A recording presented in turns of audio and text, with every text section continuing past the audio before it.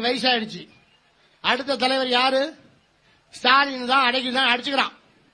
மேடையில் உட்கார்ந்து கலைஞர் சிரிக்கிறாரு. கீழே அடிச்சுக்கிட்டு நிக்கிறான், மேடையில் சிரிக்கிறார். ஏன்?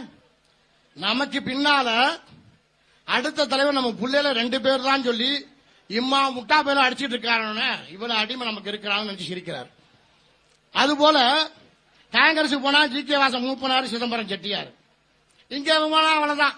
நீ போய் தோட்டத்துக்கு வெளில இன்னும் அம்மான்னு கும்பிடலாம். உள்ள யாரு இருக்கிறா? தேவரூட்ட அம்மா இருக்காங்க, சின்னம்மா.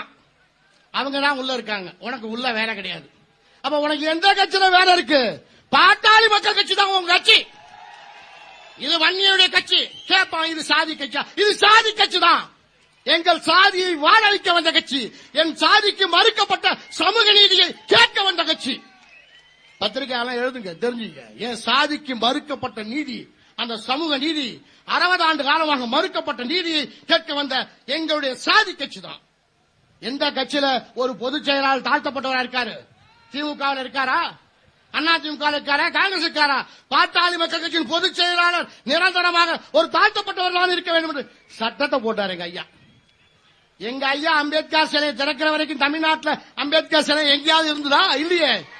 எங்க ஐயா அம்பேத்கர் சிலையை தமிழ்நாடு பூரா திறந்த பிறகுதான் அது எல்லாருடைய தலைவர் என்று அறிமுகமானார். எந்த தலைவர் அம்பேத்கரை பத்தி பேசினாங்க? ஆக நாங்க செய்யாத போராட்டம் என்ன? சில்லறை வியாபாரம் எதா இருந்தாலும் நாங்க போராட்டம். மீனவர்களுக்கு போராட்டம், எல்லாத்துக்கும் போராடுறோம்.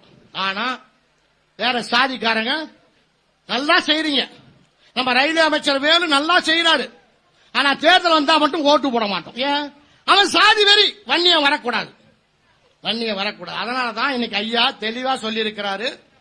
பாட்டாளி மக்கள் கட்சி இனி வருகின்ற தேர்தலில் தனித்துதான் போட்டி, யாரோடும் கூட்டணி இல்லை. தேசிய கட்சிகளோடு, திராவிட கட்சிகளோடு கூட்டணி இல்லை. பாட்டாளி மக்கள் கட்சி தனிச்சுதான் போட்டி. இது மிகப்பெரிய வரவேற்பு. திராவிட கட்சிகள் தமிழகத்தை அப்புறப்படுத்தணும். இந்த திராவிடன் பேசி என்ன செஞ்சான்? திராவிடன் எதுக்கு பேசுறான்? யார் பேசுறா? கலைஞர் கருணாநிதி பேசுறாரு, வைகோபாலசாமி நாயுடு பேசுறாரு, விஜயகாந்த் நாயுடு பேசுறாரு. இவங்க எல்லாம் யாரு? நாயுடு தெலுங்கர்கள். வேற்றுமொழிக்கு சொந்தக்காரன் தான் திராவிடத்தை பற்றி பேசுறான். இங்கு தமிழ் சாதி ஒன்று சேர்ந்து ஒரு தமிழன் இந்த நாட்டை ஆள வேண்டும். பெரும்பான்மை சாதி வன்னியன் நாங்கள் இந்த நாட்டை ஆள வேண்டும். எங்கள் ஐயாவின் போது இங்கு வந்திருக்கின்ற சொந்தக்காரன் அத்தனை பேரும், ஒட்டுமொத்த இளைஞர்களும் சபதமேற்க வேண்டும். காங்கிரஸை பார்த்தோம், கலைஞர் கருணாநிதி திமுகவை பார்த்தோம், அண்ணா திமுகவை பார்த்தோம். எத்தனை கூத்தாடிகள்! அண்ணாத்துறையும் கலைஞரையும் எழுதின வசனத்தை தான் எம்ஜிஆர்